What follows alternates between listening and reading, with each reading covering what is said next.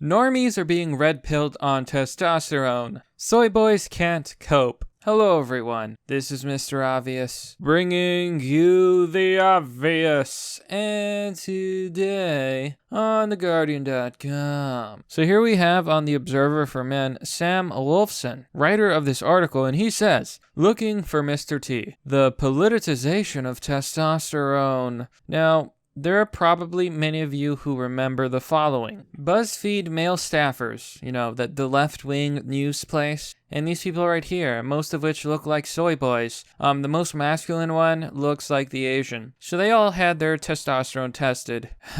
Ned had a testosterone of 212, Zach had a testosterone of 252, Keith of 259, and Eugene had the highest at 363.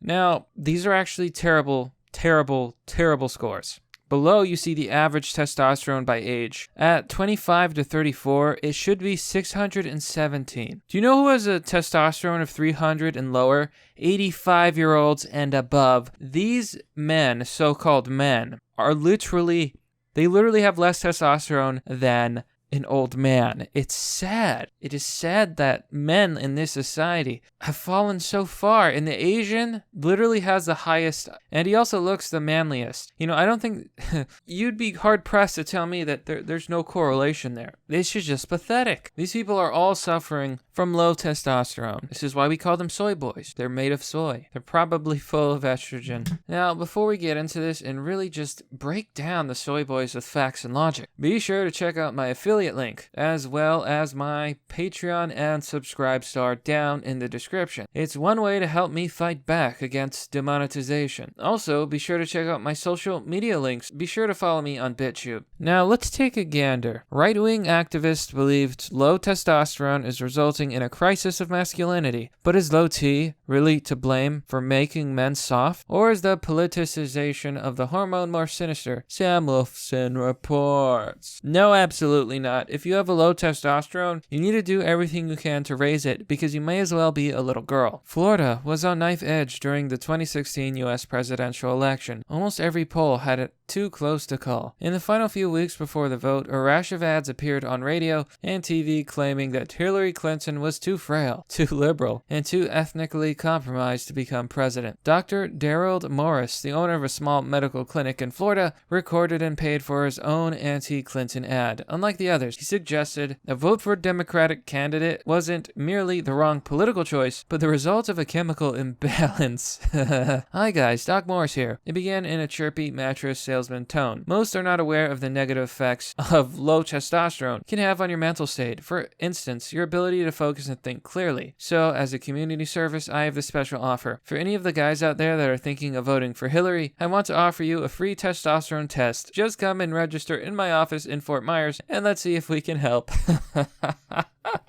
Dunking on those soy boys. No, he's absolutely right. The only, you notice this a lot of times, the only men that are on the left, the only men that vote for people like Hillary, they're low testosterone, they're soy boys, they're feminine, they're weak.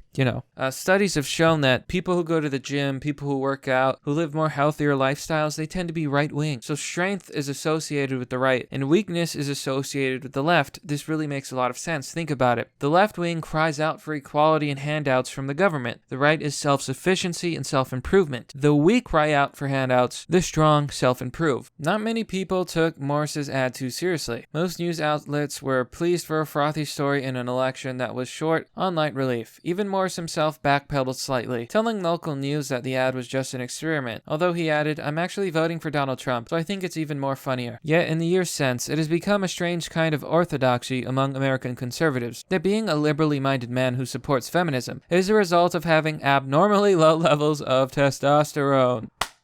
That's because it is, little boy. Like much of a conspiracy of conservatism, it began on a message board. Is he calling out hacker 4chan? Where various right-wing activists gather. Thereby, their being low T has become the ultimate insult along the masculinity-challenging burns such as cuck, soy boy, and beta. On Reddit's biggest Trump community, the Donald, there are thousands of posts saying things like, the post-Vegas cuckoldry, low-T leftist decades, to virtual signal by turning in his gun. There's also a low-T beta male starter pack that includes pictures of Bernie Sanders and desert boots.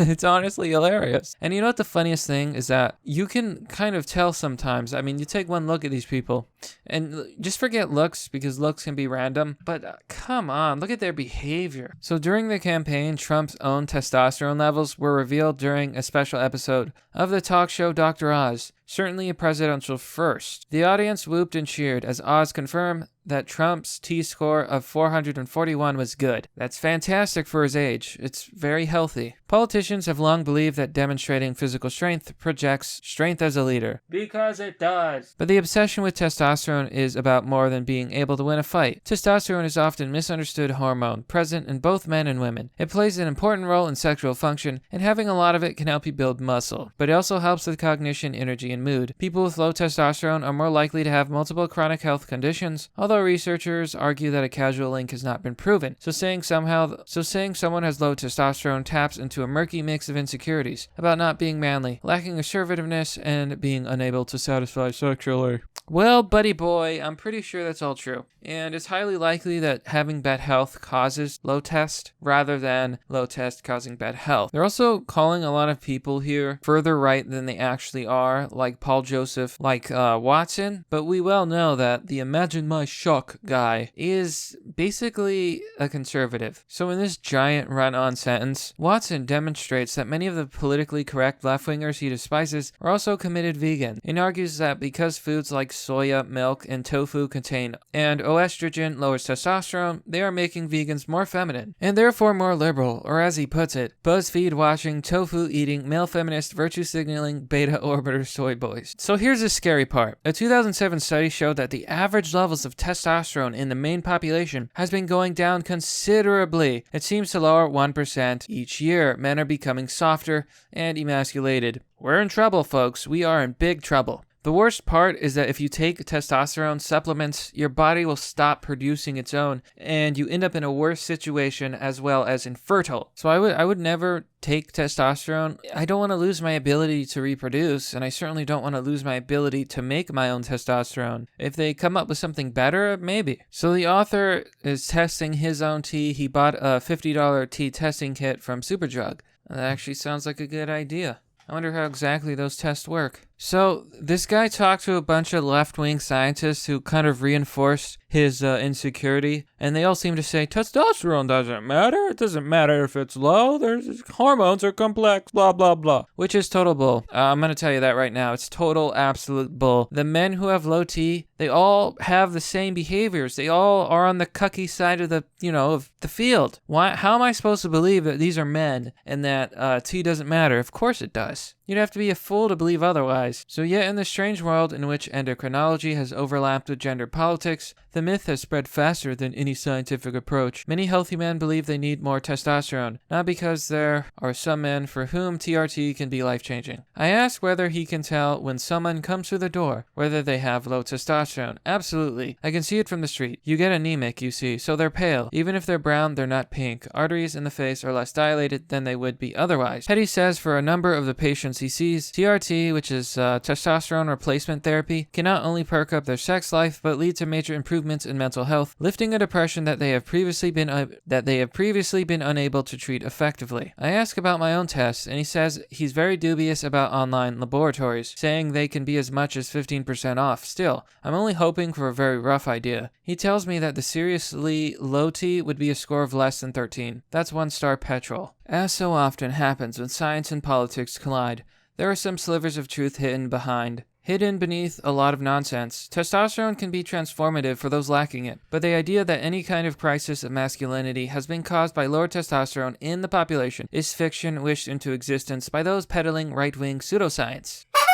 You wish, little boy. No, that's absolutely soy boy logic. There is a crisis of masculinity. I think we've seen that. Weakness has been allowed to spread, both physically and mentally, and it's the mental weakness that really is insulting. Look around you, friends. Can you honestly say that your left-wing friends aren't weak, emasculated, more effeminate, usually not buff, usually not healthy, usually not strong? Okay. I've often said this. I see a lot of weakness in the left, and I see a lot of strength in the right, and you can bet your ass which side I'm gonna choose. Or so I had convinced myself right up until my 2 results landed in my inbox. I am shocked. I'm in the 1-star petrol category.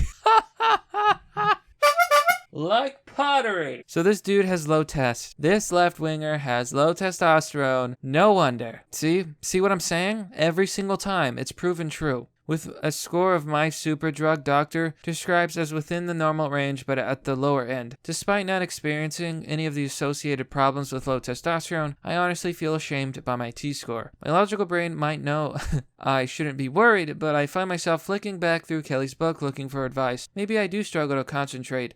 Who doesn't feel a bit lethargic sometimes? If testosterone insecurity has been manufactured out of nowhere over the past decade, it's certainly working on me. Superdrug says I should do a second test to make sure of the result. I immediately start Googling to find a company that will give me a second opinion, and hopefully a better result. So, this is a story of a soy boy who denies that testosterone, makes men manly and decides to test it on himself, and, well, lo and behold, he is in fact the confirmed soy boy. It's like pottery. It's absolutely predictable. The normies are being red-pilled about testosterone, but that's merely the obvious. Well, that's all for now, folks. Let me know what you think about this story. Let me know if you think testosterone is important. Just a reminder, you can join me on Patreon or subscribe star for as low as $1 to help me fight demonetization. There are different tiers, and you can choose whatever you wish. Doing so will get you access to Fight Club, a private Discord server. Be sure to check out my affiliate link if you prefer a physical product to show support. Currently have an affiliate for magnetic MacBook Pro covers. They stick right on, they're very aesthetic, and there is a NyanCat version. Lastly, because websites are no longer promoting red-pilled